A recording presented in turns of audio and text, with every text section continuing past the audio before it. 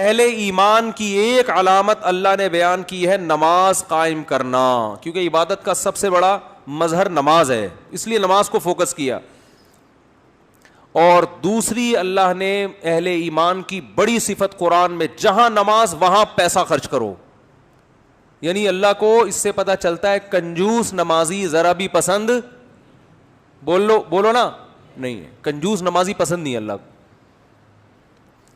اور یاد رکھو نماز پڑھنا مشکل ہے، لیکن سخاوت سے زیادہ مشکل نہیں ہے. سخاوت اور مشکل ہے، کیونکہ نماز میں جیب سے کچھ نہیں جا رہا، اور روکڑا خرچ کرنے میں جیب سے جاتا ہے. تو آپ کو نمازی ہول سیل کے حساب سے ملیں گے، سخی لوگ ہول سیل کے حساب سے نہیں ملیں گے. ریٹیل پر چل رہے ہیں آج کل وہ. آپ کہیں گے نہیں ہم تو بڑے سخی ہیں بھائی.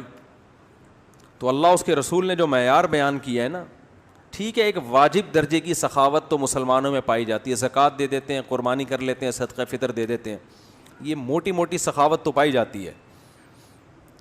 جیسی سخاوت اللہ چاہتا ہے ویسی سخاوت مارکیٹ میں شارٹ ہے.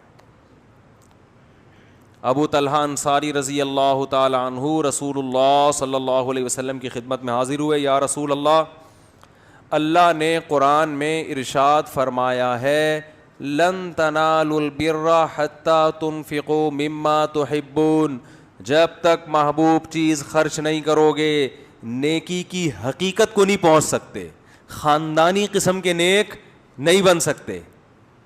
ایک ہوتا ہے نا نیکی پر قابو، یعنی نیکی آپ کے کنٹرول میں آ جائے. تو یا رسول اللہ، اللہ نے تو فرمایا محبوب چیز اللہ کی راہ میں خرچ، تو مجھے سب سے محبوب میرا باغ ہے، یہ اللہ کی راہ میں صدقہ. پوری پراپرٹی اٹھا کے صدقہ کر دی. رسول اللہ صلی اللہ علیہ وسلم نے کیا فرمایا؟ بخن بخن واہ واہ ذاک مال رابح، یہ تو بڑا قیمتی مال ہے. بھائی سورس آف انکم اٹھا کے کیا کر رہے ہیں؟ صدقہ کر رہے ہیں، پراپرٹی صدقہ کر رہے ہیں. پھر آپ نے فرمایا، انہوں نے فرمایا یا رسول اللہ کس کو دوں؟ آپ نے فرمایا اپنے ابن الاعمام، چچا کے بیٹوں کو دے دو. یہ دوسری صفت ہے اہل ایمان کی، کہ اہل ایمان جو اللہ کو مانتے ہیں، اللہ کے نیک بندوں میں جن کا شمار ہوتا ہے، جو مذہب کو فالو کرنے والے لوگ ہیں، وہ سب سے زیادہ ترجیح کس کو دیتے ہیں؟ رشتہ داروں کو. وہ رشتہ داری جوڑتے ہیں، رشتہ داری توڑتے نہیں ہیں.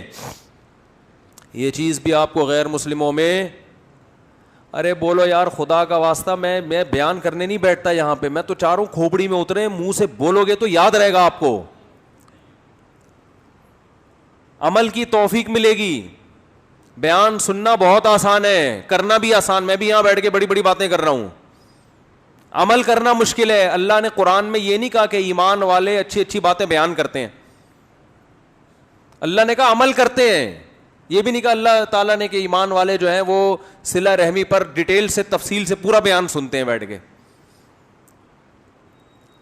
بھائی اللہ نے کیا فرمایا قرآن میں کہ جو اللہ کو ماننے والے لوگ ہیں، یصلون ما امر اللہ بہ ان یوصل، اس چیز کو جوڑتے ہیں جس کو جوڑنے کا اللہ نے حکم دیا، آرڈر دیا.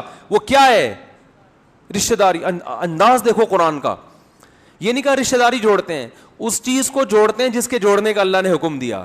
نام ذکر نہیں کیا اس لیے کہ اللہ اس میں اس طرز میں یہ بتا رہے ہیں کہ جو ساری دنیا کے انسانوں کو معلوم ہے کہ اللہ نے مسلمانوں کو کس چیز کے جوڑنے کا حکم دیا ہے، وہ ایک ہی چیز ہے، اس کو ڈیفائن کرنے کی ضرورت نہیں ہے. یہ خود ترغیب کا ایک بہت بہترین ذریعہ ہے کہ وہ تو طے شدہ ہے بھائی، رشتہ داری جوڑنی ہے ہر قیمت پہ، توڑنے کا سوال ہی پیدا نہیں ہوتا. آج آپ بتاؤ، آپ کو رشتہ داری کا جو نظام ہے، فیملی کا جو سسٹم ہے، گوروں میں زیادہ مضبوط نظر آتا ہے یا مسلمانوں میں؟ مسلمانوں میں. غیر مسلموں میں زیادہ ہے یا مسلم میں؟ جتنا آج اتنے نالائق ہونے کے باوجود، مسلمان بہت نالائق ہیں، اس کے باوجود آپ کو فیملی سسٹم سب سے زیادہ خاندانی کس کا ملے گا؟ مسلمانوں کا.